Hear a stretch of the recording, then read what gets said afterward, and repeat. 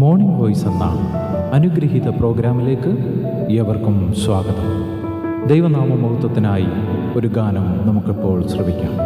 10,000 പേർകളിലും അതിസുന്ദരനായവനേ, 10,000 പേർകളിലും അതിസുന്ദരനായവനേ, മഹാവീരനാം ദൈവവും നീ, എന്റെ നിത്യപിതാവും നീ, നിന്റെ നീതിയെ ഘോഷിച്ചിരും, നിന്റെ നന്മയെ ഓർമ്മിച്ചിരും, നിന്റെ നീതിയെ ഘോഷിച്ചിരും, നിന്റെ നന്മയെ ഓർമ്മിച്ചിരും. ഇന്ന് വചനത്തിൽ നിന്ന് നമ്മോട് സംസാരിക്കുന്നത് കർത്താവിൻ്റെ ശ്രേഷ്ഠദാസൻ ഡേവിഡ് പി ഐസക്, ഗുജറാത്ത്. പ്രാർത്ഥനയോടെ ധ്യാനചിന്തകൾ ശ്രവിക്കാം. ദൈവനാമം മഹത്വപ്പെടുമാറാകട്ടെ. മോർണിംഗ് വോയിസിലൂടെ ഞങ്ങൾ ശ്രദ്ധിക്കുന്ന ഞങ്ങളുടെ എല്ലാ മാന്യ ശ്രോതാക്കൾക്കും കർത്താവിൻ്റെ രക്ഷിതാവുമായ ക്രിസ്തുയേശുവിൻ്റെ വിലയേറിയ നാമത്തിൽ ഞങ്ങളുടെ പ്രഭാത വന്ദനം അറിയിക്കുകയാണ്.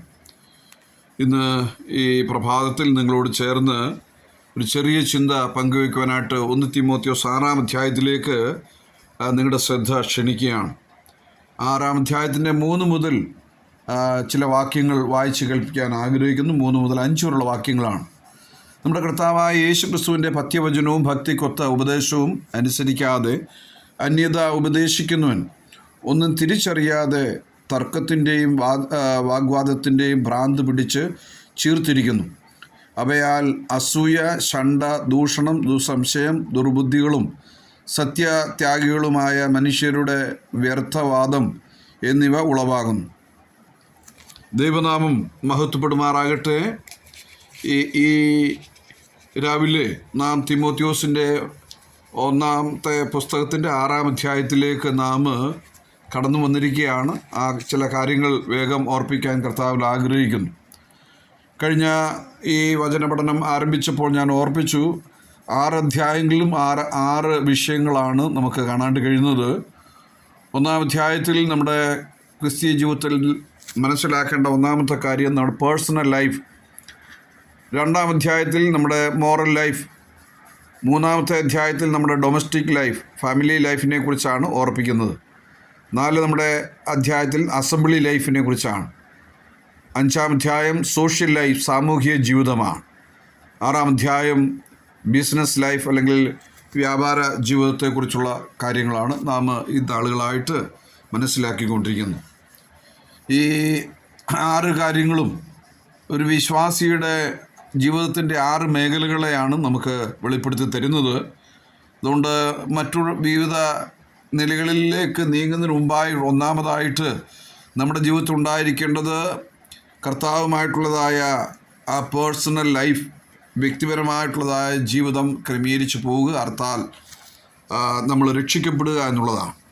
ആ നിലയിൽ രക്ഷയുടെ അനുഭവത്തിലേക്ക് വന്നിരിക്കുന്ന ആളുകളുടെ വ്യത്യസ്തമായ കാര്യങ്ങളാണ് പിന്നീട് നമ്മൾ ഓരോരോ അധ്യായങ്ങളിൽ നമുക്ക് മനസ്സിലാക്കാനായിട്ട് കഴിയുന്നത്. കഴിഞ്ഞ അധ്യായത്തിൽ 5-ാം അധ്യായത്തിൽ വിധവമാരെക്കുറിച്ചൊക്കെ നമുക്ക് ചിന്തിക്കുന്നതിനും പഠിക്കുന്നതിനുമൊക്കെ ഇടയായി.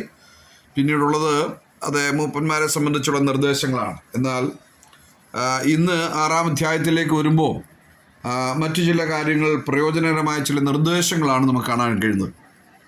അപ്പോസ്തലനായ പൗലോസ് തിമോത്തിയോസിന് മുറുകെ പിടിക്കുക അല്ലെങ്കിൽ ഉയർത്തിപ്പിടിക്കുക എന്ന് പറയുന്ന ചില കാര്യങ്ങൾ ഇതിൻ്റെ അകത്ത് നമുക്ക് കാണാണ്ട് കഴിയും. ഒന്ന്, ഹോൾഡിങ് ഫെയ്ത്ത്, നമ്മുടെ വിശ്വാസം ഉറുകെ പിടിക്കണം അല്ലെങ്കിൽ ഉയർത്തിപ്പിടിക്കണം. 2, holding for the word of life, വചനാനിഷ്ഠിതമായ ജീവിതം ഉയർത്തിപ്പിടിക്കണം.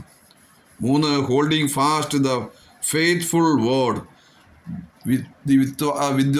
വിശ്വാസത്തിന് വേണ്ടി നാം അത് ദൈവത്തിൻ്റെ വചനം, ആ വചനത്തെക്കുറിച്ചുള്ള ഫെയ്ത്ത്ഫുൾ വേർഡ് എന്നാണ്, വളരെ വിശ്വസ്തതയുള്ള വചനം. ആ വചനം നമ്മൾ എന്ത് ചെയ്യണം? ഉയർത്തിപ്പിടിക്കണം അല്ലെങ്കിൽ മുറുകെ പിടിക്കണം എന്നുള്ള കാര്യം നമ്മെ ഓർപ്പിക്കുകയാണ്. നമുക്ക് ആ നിലയിൽ നമ്മൾ ചില കാര്യങ്ങൾ ഈ അധ്യായത്തിൽ നിന്ന് വേഗം ചിന്തിച്ച് അവസാനിപ്പിക്കേണ്ടതായിട്ടുണ്ട്. ഇവിടെ ഉപദേശ പിശകിനെതിരായിട്ടുള്ളതായ ചില മുന്നറിയിപ്പ് മുൻപ് നമ്മൾ പഠിച്ചിരുന്നു, ചിന്തിച്ചിരുന്നു. ഇത് മൂന്നാമത്തെ മുന്നറിയിപ്പാണ് ഇതിൻ്റെ അകത്ത് നമുക്ക് കാണാൻ കഴിയുന്നത്. ദുരുപദേശങ്ങൾക്കെതിരെയുള്ള ശക്തമായ പോരാട്ടമാണ് പൗലൂസ് ഈ പുസ്തകങ്ങളിലൂടെ നമുക്ക് ഓർപ്പിച്ചിരുന്നു. 1-ാം അധ്യായത്തിൻ്റെ 3-ാമത്തെ വാക്യത്തിൽ ആ കാര്യം നമുക്ക് കാണാൻ കഴിയും.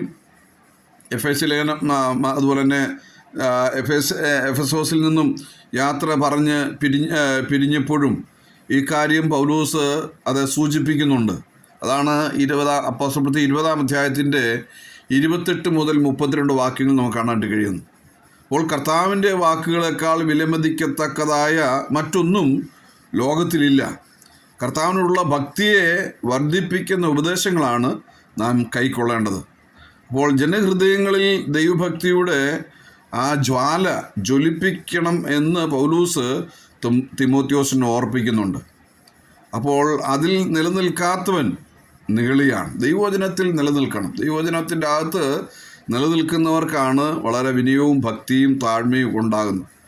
അങ്ങനെയുള്ളവർ അത് സഭയ്ക്ക് ദോഷം അത് ചെയ്യും. അല്ലാത്തവർ അത് നാം വളരെ ശ്രദ്ധിക്കേണ്ടതായിട്ടുണ്ട്.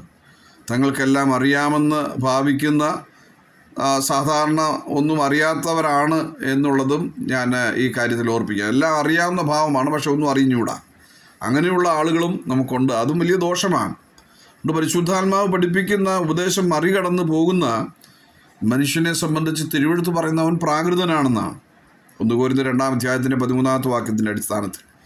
അതുകൊണ്ട് അവർ അസൂയ, ശണ്ട, ദൂഷണം, ദുസംശയം, അങ്ങനെ വ്യർത്ഥമായ വാദം ഇത്യാദി കാര്യങ്ങൾ എന്തു ചെയ്യും?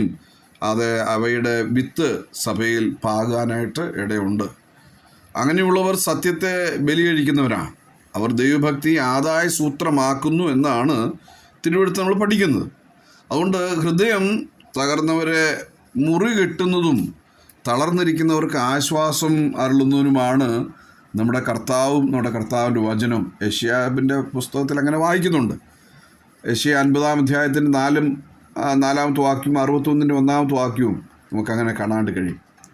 ഇവിടെ നാം ഈ ഭാഗം പഠിക്കുമ്പോൾ മനുഷ്യനെ സംബന്ധിച്ച് സ്വന്തം ദർശനങ്ങൾ അത് മനസ്സിലാക്കി അങ്ങനെ ജീവിക്കുന്നവരുണ്ട്. ദർശനങ്ങൾക്ക് വലിയ ഇമ്പോർട്ടൻ്റ് കൊടുക്കുന്നത്. ദൈവവചനത്തിനാണ് ശുശ്രൂഷക്കാർ അല്ലെങ്കിൽ ശുശ്രൂഷ ചെയ്യുന്നവർ, വിശ്വാസികൾ വില കൊടുക്കേണ്ടത്. യെശയ്യാ 8:20 നമ്മൾ വായിക്കുന്നു, പത്യ ഉപദേശത്തെ എന്ത് ചെയ്യണം? സഭ മുറുകെ പിടിക്കണം എന്നുള്ളതാണ്. ഇന്ന് ഉപദേശത്തെ മുറുകെ പിടിക്കുന്നില്ല. പത്യവചനം എന്ന് പറയുമ്പോൾ തന്നെ ആരോഗ്യകരമായ വചനമാണ്. ഒരുവന് ആരോഗ്യകരമായ ഭക്ഷണം ലഭിക്കുന്നില്ലെങ്കിൽ അവൻ്റെ ശരീരത്തിന് ക്ഷീണം ഉണ്ടാകും. ആയതുപോലെ ആരോഗ്യകരമായിട്ടുള്ള വചനം ലഭിക്കുമ്പോഴാണ് ആത്മീയമായിട്ട് ശക്തിയും ഓജസ്സും തേജസ്സും ഒക്കെ ഉണ്ടാകുന്നത്. അങ്ങനെ ഉള്ളവരെന്ത് ചെയ്യും? അത് സഭയെ മുറുകെ പിടിക്കും, വചനത്തെ മുറുകെ പിടിക്കും. കർത്താവിൻ്റെ ഉപദേശങ്ങളുടെ മുമ്പിൽ നമ്മുടെ ഹൃദയം എന്ത് ചെയ്യും? കത്തിക്കൊണ്ടിരിക്കണം. അതാണ് തിരുവെഴുത്തിൽ ലൂക്കോസിൻ്റെ സുവിശേഷം 24-32 വായിക്കുന്നത്. അതുകൊണ്ട് അലംഭാവത്തോടുകൂടിയ ദൈവഭക്തി എന്നത് ഭക്തിയുടെ പ്രകടനം എന്ന ആശയത്തിലാവാം ഇവിടെ ഉപയോഗിച്ചിരിക്കുന്നത്, ഒരു ശുശ്രൂഷ ആയിട്ടല്ല. പിന്നെ അത് ഞാൻ കഴിഞ്ഞ നാളുകൾ ഓർപ്പിച്ചല്ലോ, അനേകർ ഒരു വ്യവസായ രൂപത്തിലാണ് ഇന്ന് ഈ കാര്യങ്ങളൊക്കെ ഇപ്പോൾ ചെയ്തു വരുന്നത്. അതുകൊണ്ട് ചിലരുടെ സഭാസേവന പരിപാടി പൗലോസ് ഒരു നാളും അതിനെ പ്രോത്സാഹിപ്പിക്കുന്നില്ല. കാരണം ദ്രവ്യാഗ്രഹത്തിൻ്റെ ഉപായങ്ങൾ താൻ ഉപയോഗിച്ചിട്ടില്ല എന്ന് നമ്മൾ നേരത്തെ പഠിച്ചിരുന്നു. അപ്പോസ്തലപ്രവൃത്തി 20-ന്റെ 33-ാമത്തെ വാക്യം. അതുകൊണ്ട് പൗലൂസ് അത് ആ നിലയിൽ യാതൊരു വിധമായിട്ടുള്ളതായ ദ്രവ്യാഗ്രഹത്തിൻ്റെ ചിന്തയോ ദ്രവ്യാഗ്രഹത്തിൻ്റെ ആ നിലയിലുള്ളതായ ലാഞ്ചനയോ തൻ്റെ ശുശ്രൂഷയിലോ ജീവിതത്തിൽ ഉണ്ടായിരുന്നില്ല എന്ന് നമുക്ക് മനസ്സിലാക്കാനായിട്ട് കഴിയും.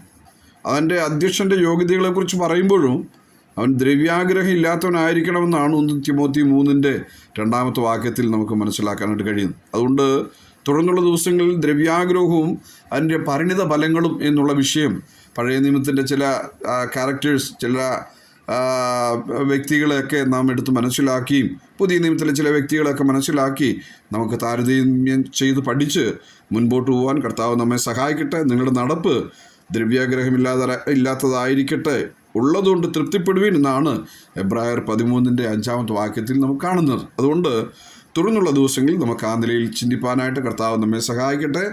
ഇന്നത്തെ ഈ ധ്യാനം നിങ്ങൾക്ക് അനുഗ്രഹമായി തീരുവാൻ കർത്താവ് കൃപ ചെയ്യട്ടെ. അവൻ്റെ വലിയൊരു നാമം ഇന്ന് മുതൽ എന്നേക്കും മഹത്വപ്പെടുമാറാകട്ടെ.